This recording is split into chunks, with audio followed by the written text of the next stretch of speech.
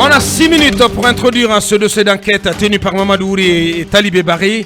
Le décret du président de la transition mettant fin au statut de juge et parti endossé par la LONAGUI a favorisé la création de l'autorité de régulation du secteur des jeux et pratiques assimilées, en abrégé l'ARS-JIPA. Ainsi, la LONAGUI, devenue un opérateur des jeux de hasard et toute autre société évoluant dans le dit secteur, sont désormais placés sous le contrôle de cette nouvelle structure. Du coup, l'ARS-JIPA aura un œil gendarme, entre autres sur les réseaux de vente et les chiffres réels réalisés par les différents exploitants de jeux de hasard, s'assurera de la régularité des taxes payées à l'État, veillera au respect des normes réglementaires, ainsi que sur la situation des contrats et des droits d'exploitation des sociétés de jeux. Il reviendra également à l'ARS-JIPA de gérer les plaintes et réclamations des parieurs afin de les rétablir dans leurs droits. Donc, autant de prérogatives et d'autres que nous allons évoquer dans ce gros dossier d'enquête qui va concerner également la gestion qui est celle de la LONAGUI, de la direction de la LONAGUI, depuis la nouvelle direction, depuis qu'elle est aux commandes de la Loterie nationale de Guinée.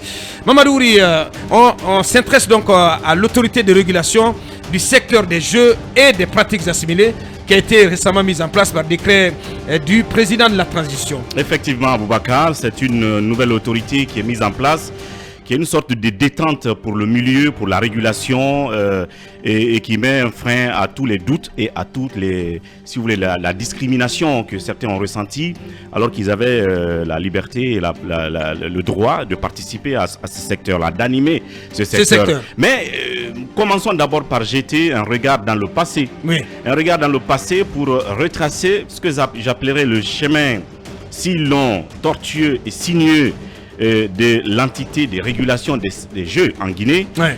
Et c'était déjà en 2000, l'an 2000, précisément le 28 mars l'an 2000, qu'un décret 028/PRG 2000 a été pris pour la création de ce qu'on appelait une société publique chargée de l'organisation, de la gestion et de l'exploitation de toutes les formes de jeux en Guinée. Bien. Et l'observation qui a été faite à l'époque, c'est la création d'une société ayant le monopole de l'exploitation des jeux, pouvoir de concession et des régulations des jeux en Guinée. Bien. Puis, en 2016, donc le 26 mai 2016, il y a eu un autre décret donc, fixant les statuts de la Loterie nationale de Guinée, Ouais. avec observation, définition de l'objet social de la LONAGUI, avec des pouvoirs des organes sociaux. Et puis, un autre décret pris le 17 janvier 2022, cette fois-ci, et modifiant les articles 20 et 24 du décret D/2016/0153 PRG SGG du 26 mai 2016, avec observation, réaffirmation du monopole de l'exploitation des jeux par la LONAGUI, ce qui existait déjà dans le décret du 28 mars 2000. Et un autre décret, cette fois-ci du 13 mai 2022, complétant le décret du 28 mars 2000, et avec observation, instauration de l'exclusivité concernant l'exploitation du réseau physique, donc les kiosques.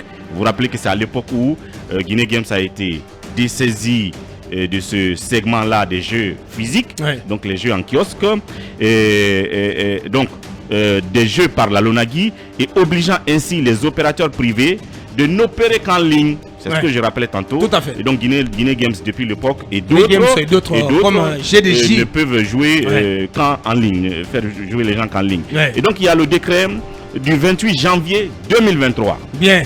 qui donc a pour objet création, attribution, organisation et fonctionnement de l'ARSJPA ou l'ARSJPA. Ouais. Je dirais l'ARSJPA parce qu'ils ne devront plus lâcher le secteur en termes de régulation.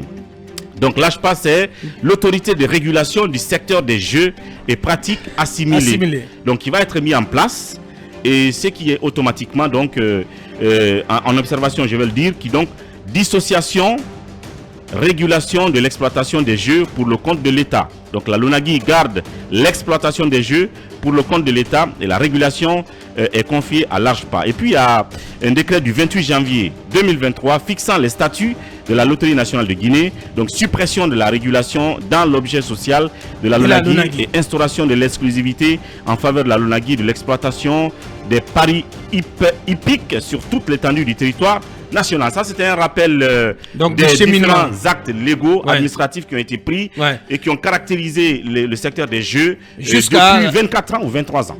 Jusqu'à la création de cette autorité. Voilà, qui libéralise le secteur. Évidemment. Bien.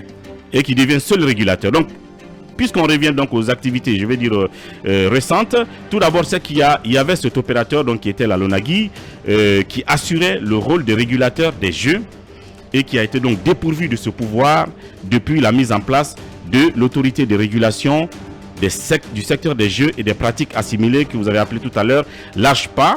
Ainsi donc cette société publique était aux yeux des observateurs et d'autres acteurs du secteur des jeux comme juge et partie. Je parle de la Lonagui à l'époque, elle avait non seulement la régulation, mais aussi la régulation. La régulation. Donc, ce qui était incompatible. Ce qui était incompatible, car elle intervenait en qualité... En tout cas pour le libéralisme économique. Absolument. Elle intervenait en qualité d'exploitant et régulateur des jeux en Guinée.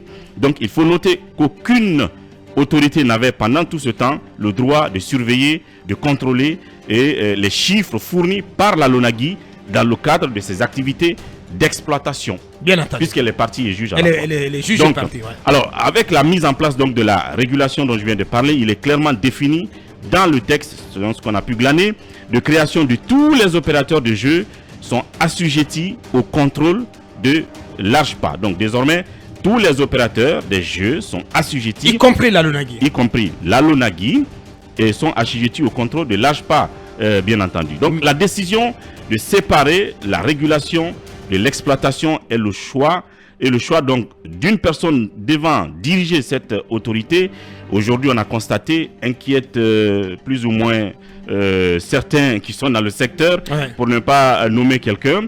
Pourquoi? Car la personne qui est à la tête de l'autorité de régulation aura tous les moyens internes et externes d'accéder aux chiffres réels issus des différentes exploitations. Et voilà, c'était donc la mise en bouche pour ce dossier d'enquête.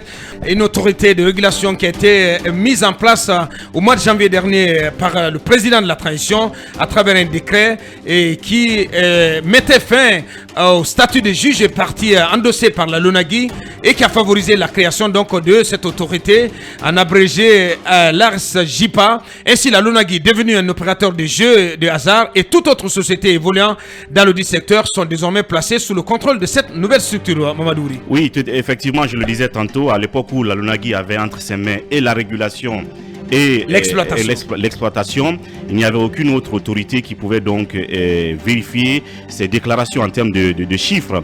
Et il faut aussi rappeler que cette autorité de régulation du secteur des jeux et des pratiques assimilées a été, si vous voulez, pensée, mûrie, mise en place dans la plus grande discrétion, parce que pratiquement personne n'y s'attendait, ni les exploitants privés qui avaient été dessaisis de certains segments de jeux, ni la Lonagui elle-même.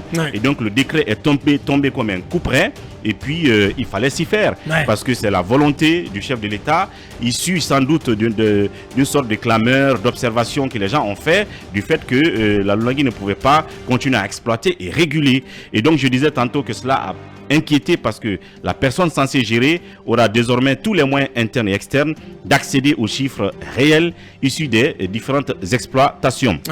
Ici, on parle d'un autre aspect concernant la régulation. Il s'agit de la régularité, par exemple, de la taxe de trésor. Et il nous reviendra sans doute dans les jours à venir de vérifier les déclarations et les paiements des taxes et redevances de tous les opérateurs, par exemple, sur la période 2022-2023, donc l'année 2022-2023. On va donc vérifier principalement, bien entendu, la Lonagui, les chiffres de la Lonagui pour savoir ce qu'il en est. Et sur un tout autre segment de cette question de régulation, c'est par exemple, si vous voulez, le réseau des ventes. Ça aussi, c'est un aspect assez important. Bien entendu, va être contrôlé désormais par l'autorité qui va s'y intéresser. Et donc, les chiffres à ce niveau traduisent également une importance certaine du réseau de vente qui a permis de réaliser bien entendu un certain nombre de choses. Et dans ce sens-là, les intérêts de l'État, le régulateur aura par conséquent une veille permanente sur le dit réseau de vente. Je parle bien entendu de l'ANCHPA. Et bien entendu, les moyens dont je disais être à sa disposition pour faire cette veille sont incontestables.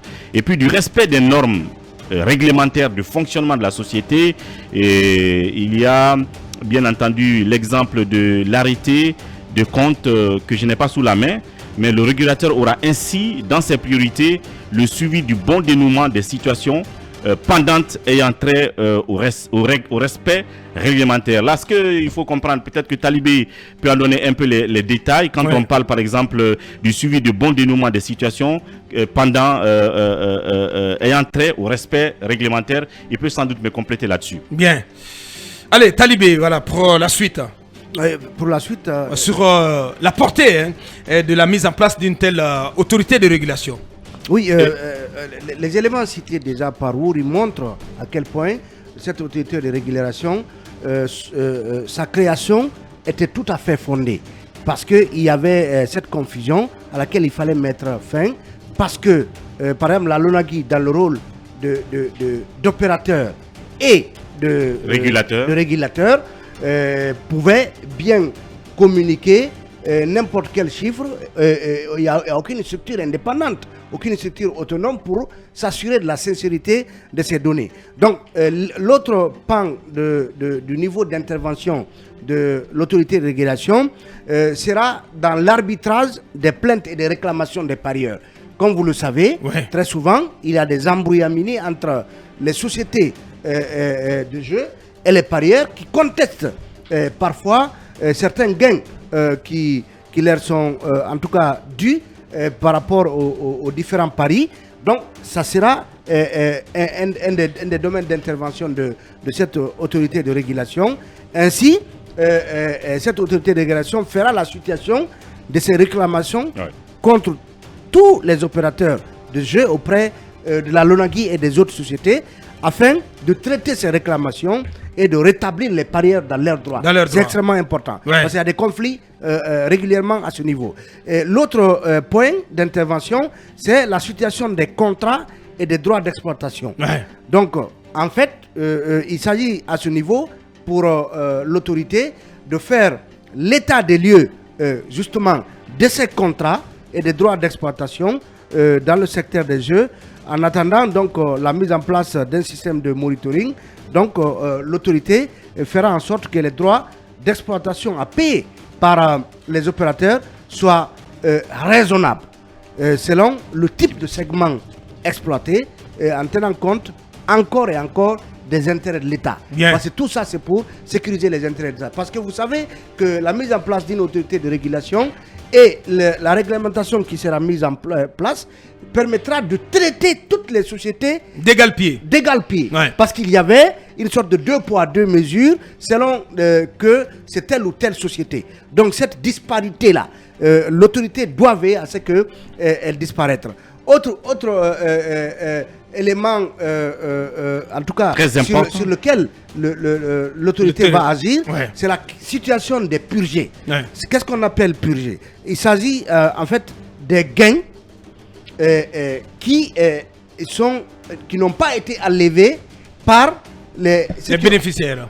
Ou les bénéficiaires. Les gagnants. Normalement, au bout d'une semaine, l'enlèvement doit avoir eu lieu. Et qu'est-ce qui se passe souvent? Beaucoup d'argent reste entre les mains des sociétés de jeux, alors que ce sont des parieurs qui y ont droit. Mais puisqu'ils ne sont pas venus enlever cet argent, qu'est-ce qu'on en fait? Justement, l'autorité de régulation fera en sorte que tous les opérateurs aient l'obligation de déclarer ces montants relatifs à ces gains non payés aux parieurs, par donc ces sociétés. Donc, elle va vérifier l'effectivité de cette disposition afin que les 10 montants soient mis à la disposition de l'autorité de régulation au bénéfice encore de l'État, des intérêts de l'État. Et il y a un domaine dans lequel les sociétés de jeux interviennent souvent, que ce soit la LONAGUI ou Guinée Games, ou d'autres sociétés. C'est le financement des activités socio-culturelles. Et à ce niveau, il y a des questions. Comment est-ce que tout cela est fait? Par exemple, pour la Lonagui, on parle de 2% des revenus de la société consacrés au financement de ces activités. Ouais. Donc, mais des questions se posent à ce niveau. Par exemple, les 2% sont calculés sur quelle base? Il faut que le régulateur tranche et que cela soit clair pour tout le monde. C'est pour cela qu'on parle donc de l'œil gendarme du régulateur sur les chiffres réels réalisés par les différents exploitants des jeux de hasard. Donc à ce niveau, il faut s'assurer.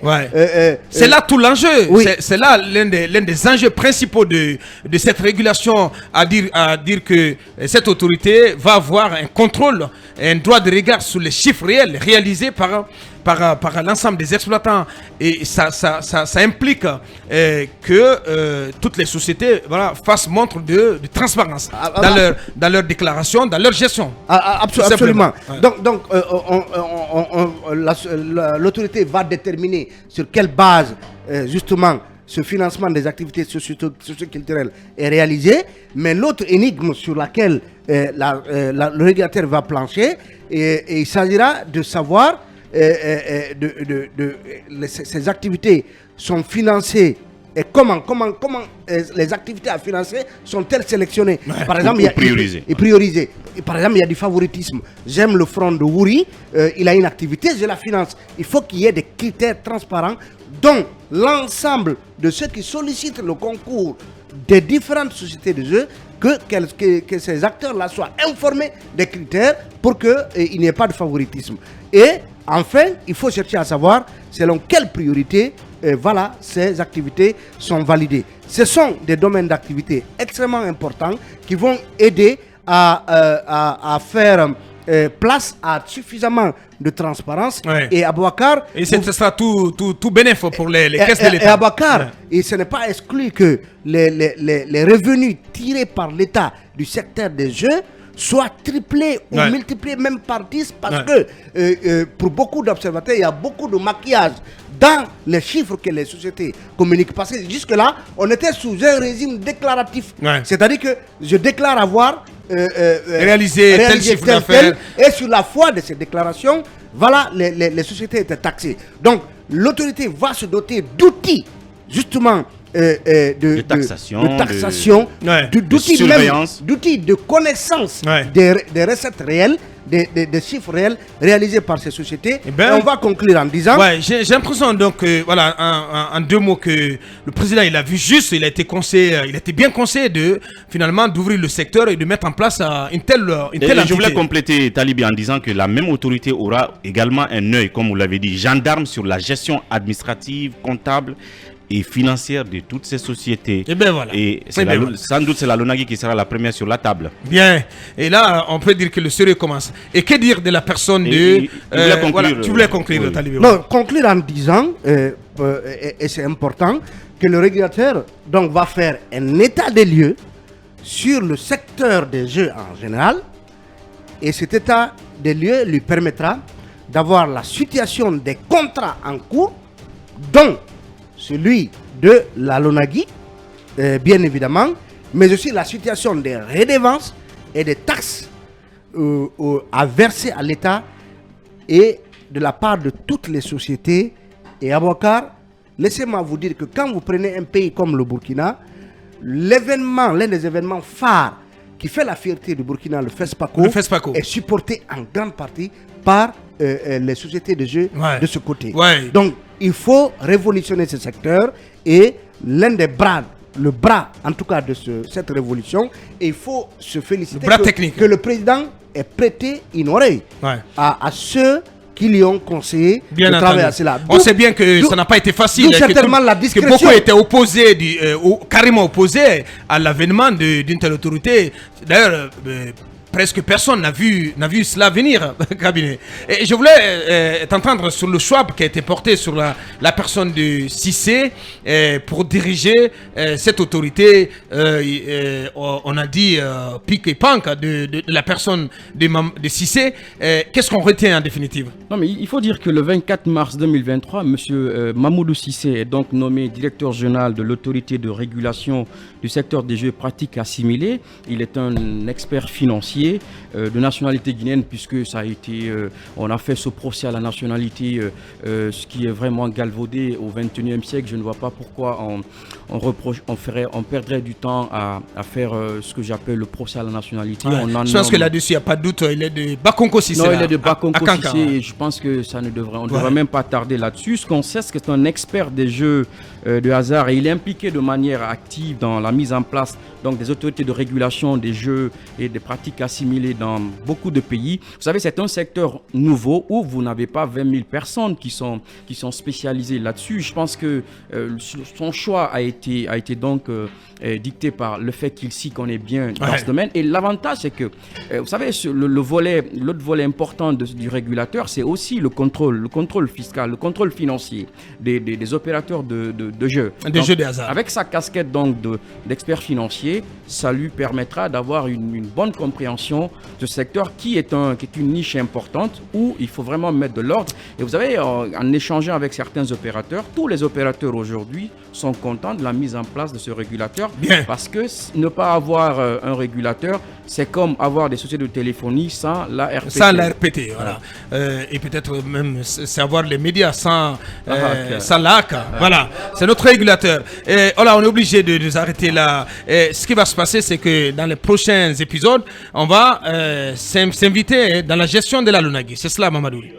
Évidemment, puisqu'elle a été à un moment donné une entité qui régule, de ce point de vue-là, il faut bien qu'on cherche à savoir qu'est-ce qu'il en a été dans la période où elle a régulé et en même temps exploité. Elle a eu ce monopole. Ce monopole, non, de réguler et d'exploiter, parce que ce sont les deux pôles assez importants qu'il faut regarder, scripter, fact-checker. Bien, beaucoup de choses à venir et à dire sur cette gestion.